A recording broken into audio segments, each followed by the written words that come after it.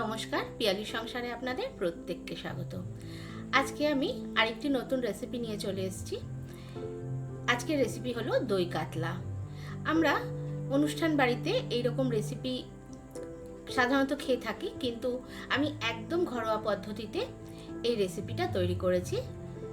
তাহলে শুরু করা যাক আজকের এই রেসিপি। আমি এখানে 8-9 পিস কাতলা মাছের বেশ বড় সাইজের পিস নিয়েছি।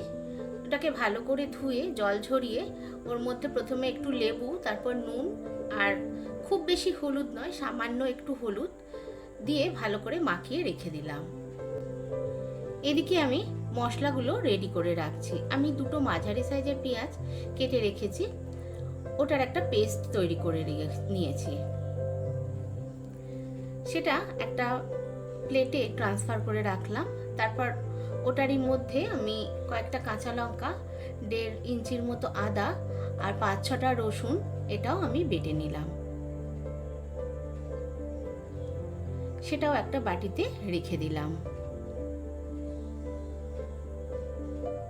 তারপর আমি 1/2 কাপের মতো দই ভালো করে ফেটিয়ে নিয়েছি, সেটা আমি মিক্সির জারে দিয়ে দিলাম। আর সঙ্গে প্রায় 15-20টা কাজু বাদাম আমি ভিজিয়ে রেখেছিলাম, সেটাও দিয়ে দিলাম। দিয়ে একটা নরম সফট পেস্ট তৈরি করলাম। তারপর আমি ফ্রাইং প্যান বসিয়ে অনেকটা সর্ষের তেল দিলাম, তার মধ্যে এক এক করে মাছগুলো ছেড়ে দিলাম। আমি দুবার এখানে মাছ ভেজেছি। আর মাছটা ভাজা কিন্তু খুব কড়া হবে না, হালকা করে ভাজা হবে।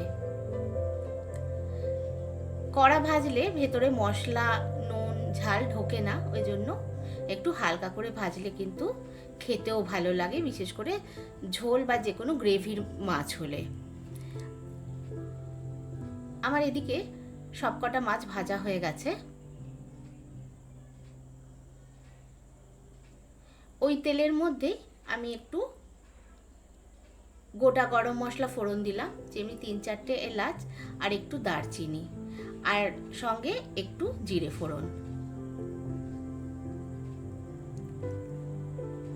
এটা ফোড়নটা যখন গন্ধ বেরোতে শুরু হয়ে যাবে, তারপর আমি পেঁয়াজ বাটাটা দিয়ে দিলাম। তারপর সঙ্গেই আমি আদা, রসুন আর কাঁচা লঙ্কার যে পেস্টটা তৈরি করেছিলাম সেটাও দিয়ে দিলাম।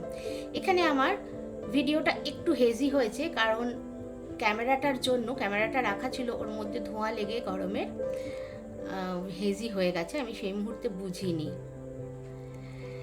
তারপর ওই পেস্টের মধ্যেই আমি একটু ধনে, একটু জিরে, খুব সামান্য দিয়েছি, আর কিছু দিইনি, আর একটু লবণ দিয়ে ভালোভাবে কষাতে থাকলাম। এটা একটু সাদাটে হবে বলে আমি হলুদ দেব না। এরপর অনেকটা যখন কষানো হয়ে যাবে, আমি ওই দই আর কাজু বাদামটা দিয়ে দিলাম, পেস্টটা দিয়ে ভালো করে নাড়াচাড়া করে আমি ঢেকে দিলাম। সঙ্গে কয়েকটা কাঁচা লঙ্কাও দিয়ে দিলাম।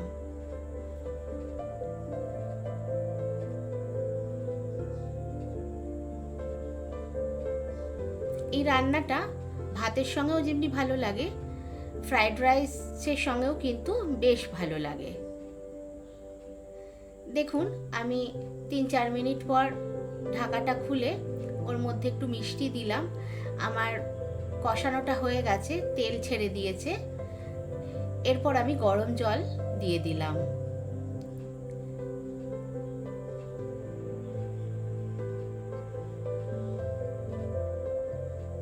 দিয়ে ঢেকে দিলাম। ফুটে উঠলে মাছগুলো দিয়ে দিলাম। আমার রান্নাটা প্রায় হয়ে গেছে।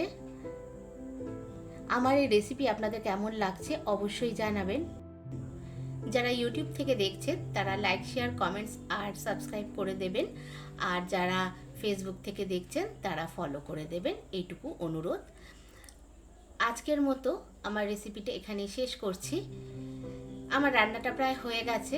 এরপর ঢাকা খুলে সার্ভ করব। আজকের মতো এলাম, দেখা হচ্ছে আরেকটা ভিডিওতে। ভালো থাকবেন, নমস্কার।